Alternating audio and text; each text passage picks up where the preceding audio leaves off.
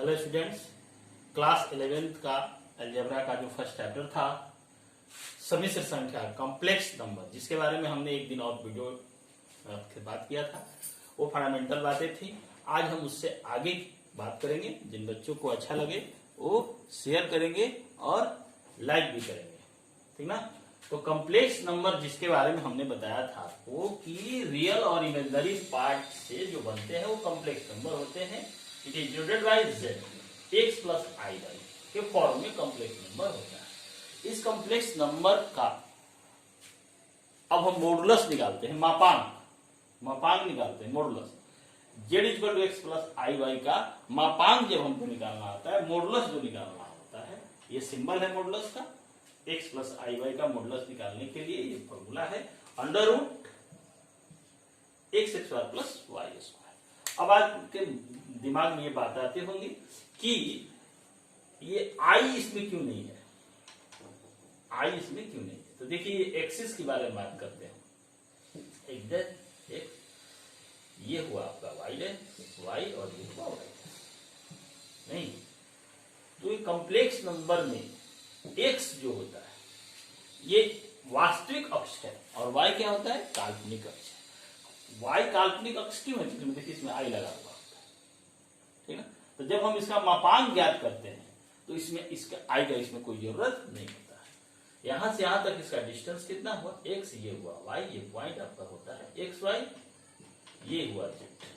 तो मापांक जब निकालते हैं राइट एंगल ट्रायंगल के एकॉर्डिंग ये फॉर्मूला काम करता है, पाइथागोरस थ्योरम के अकॉर्डिंग काम करता है और इसमें i का कोई जरूरत नहीं पड़ता। i केवल इसको सूचित करता है कि y एक्सिस जो है ये काल्पनिक एक्सिस है, काल्पनिक अक्ष है, और x जो है वास्तविक अक्ष है। ये ऑब्जेक्टिव में भी क्वेश्चन आता है कि x वास्तविक है या काल्पनिक। तो x जो है वास्तविक अक्ष है और y जो है काल्पनिक अक्ष है। x रियल एक्सिस है और y इमेजिनरी एक्सिस है। इसी के साथ, इसीलिए y के साथ देखिए i लगा हुआ है, क्योंकि i जो है इमेजिनरी नंबर का डिनोटर है, सूचक है, और जिसके साथ i रहता है वही उसका वो इमेजिनरी पार्ट होता है, और जिसके साथ i नहीं रहता है वो उसका रियल पार्ट होता है। तो मॉडुलस निकालने के लिए फॉर्मूला जो डेवलप हुआ है वो पाइथागोरस थ्योरम के अकॉर्डिंग देखिए राइट एंगल ट्रायंगल से ड्राइव होता है, under x square plus y square. किसी भी फंक्शन का हम मॉडुलस इससे निकाल सकते हैं, किसी भी, जैसे z इक्वल टू एग्जाम्पल के तौर पर देखते हैं, z इक्वल टू आपको निकालना है 3 प्लस 4i। तो z मॉडुलस जब निकालेंगे तो फॉर्मूला आपको है x का काम यहाँ कर रहा है 3 और y का काम कर रहा है 4। तो 3 3 जा 9, 4 4 जा 16, ये हो गया 25 और ये होगा 5। इसका मॉडुलस कितना हुआ,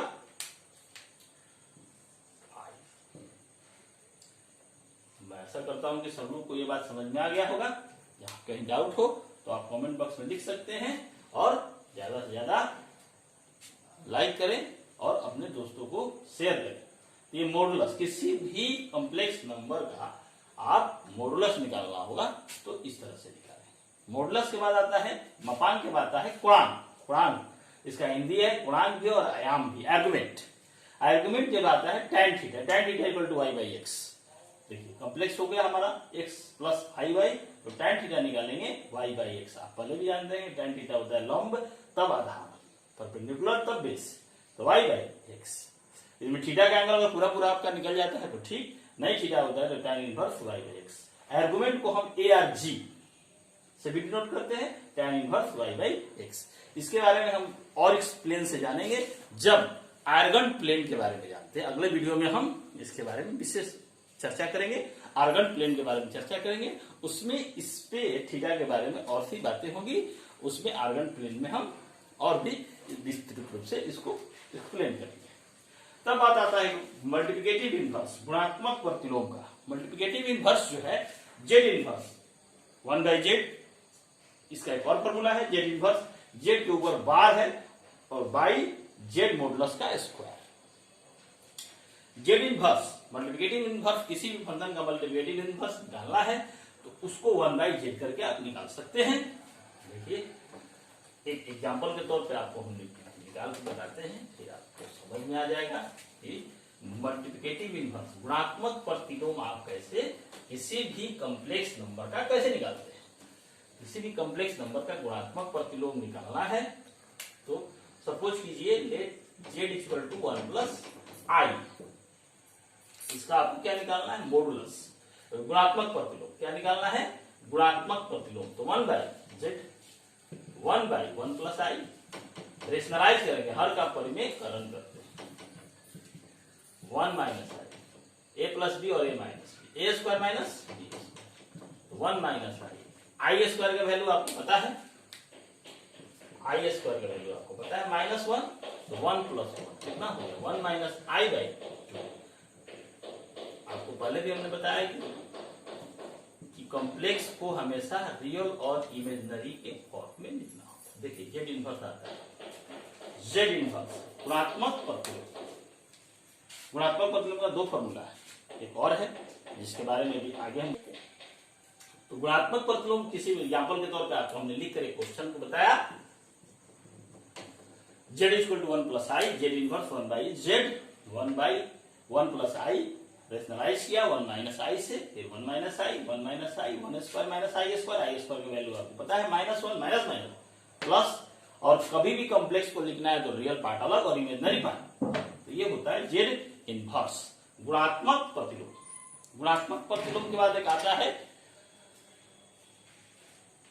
कंजुगेट, सम्मिश्र संख्या का संयुग्मी।